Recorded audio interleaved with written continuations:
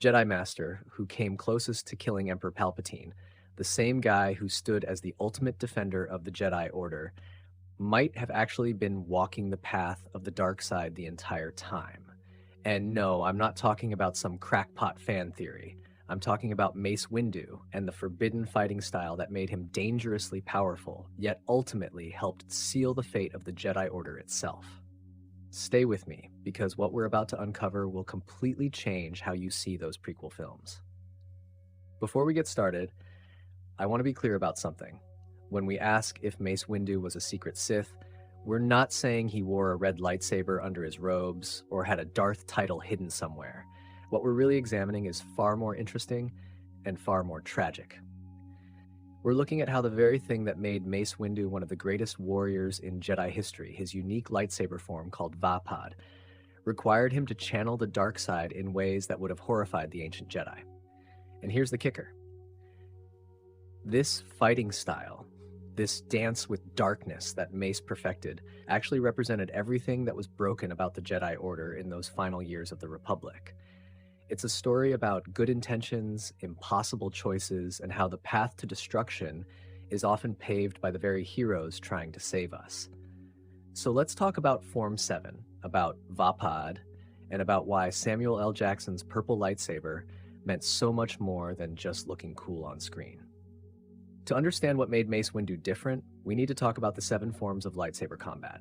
Most Jedi stuck to the safer forms. Form 3 was all about defense. Form 5 gave you power and counterattacks, but Form 7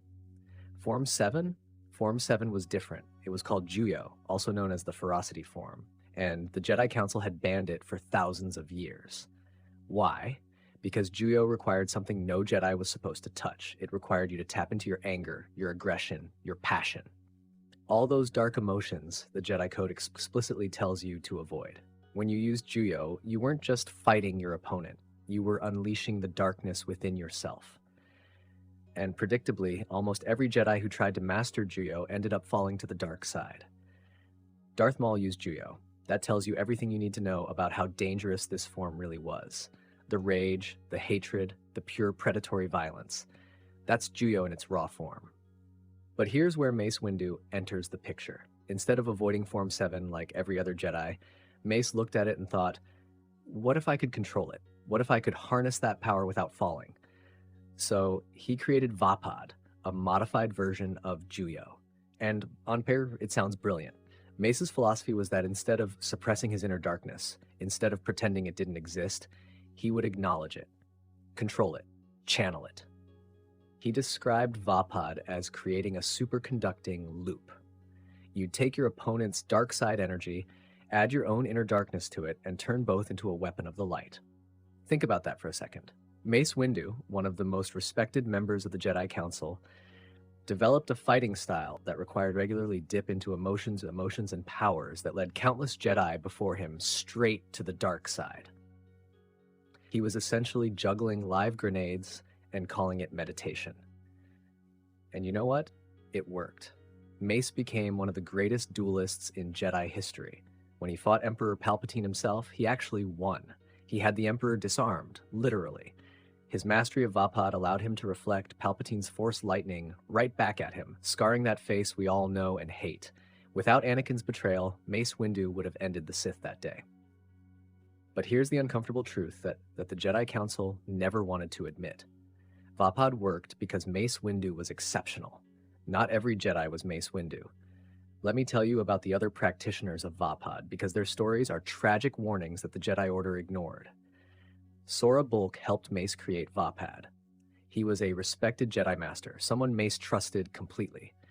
But Sora couldn't handle the constant exposure to darkness that Vaapad required. Eventually, the form corrupted him.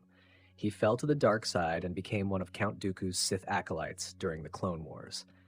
Mace later said that Sora didn't master Vaapad. Vaapad mastered him. Then there was Depa Billaba, Mace's own Padawan. She was talented enough to learn Vaapad, but even she used it sparingly, preferring the safer Form 3 instead. The fact that Mace's own apprentice was afraid to fully embrace his signature style should tell you something. And here's what really matters. Depa never taught Vaapad to her own Padawan, Caleb Doom, who would later become Kanan Jarrus. think about that legacy. Mace created this powerful form, but it was so dangerous that his own student refused to pass it on. The technique died with its creator, not because it didn't work, but because it worked too well at something the Jedi should never have been doing in the first place. The Jedi Council made a massive exception, allowing Vaapad to exist. For thousands of years, they'd banned Juyo because it led Jedi to the dark side. But when Mace Windu showed them a slightly refined version and proved he could handle it, they made an exception. That exception revealed the deeper corruption within the Jedi Order. They were so desperate for power, so caught up in their role as warriors and generals in the Clone Wars, that they approved a fighting style that required channeling the dark side. The Peacekeepers had become soldiers, and soldiers need weapons, even if those weapons come at a terrible cost. Now let's look at some of the other red flags around Mace Windu. And I want to emphasize, I'm not saying Mace was evil. I'm saying he was compromised. He'd spent so long channeling darkness that it started to affect his judgment. Remember that purple lightsaber? In the expanded universe, that color isn't just cool aesthetics. Purple represents moral ambiguity. It's literally a mix of blue, which represents the Jedi, and red, which represents the Sith. Mace was walking a line between light and dark, and even his weapons showed it. Then there's the famous scene from Revenge of the Sith, when Mace has Palpatine beaten, and Anakin begs him to take the Chancellor into custody for a trial. Mace refuses. He says, he's too dangerous to be left alive. Sound familiar? That's the exact same logic Palpatine used earlier in the movie to convince Anakin to kill Count Dooku. Anakin was horrified by his own actions then, recognizing that executing an unarmed prisoner wasn't the Jedi way. But here's Mace Windu, Master of the Order, second only to Yoda himself, ready to commit the same act. He was preparing to execute a defenseless opponent without trial. That's not justice. That's not the Jedi way. That's anger and fear masquerading as necessity. And it wasn't the first time. In the canon novel Dark Disciple, it's revealed that Mace Windu proposed assassinating Count Dooku during the Clone Wars. Not capturing him, not bringing him to justice. Assassination. The Jedi Council actually sent Quinlan Vos to team up with the Sith assassin Asajj Ventress to murder Dooku. These aren't the actions of the noble peacekeepers we saw in the old Jedi tales.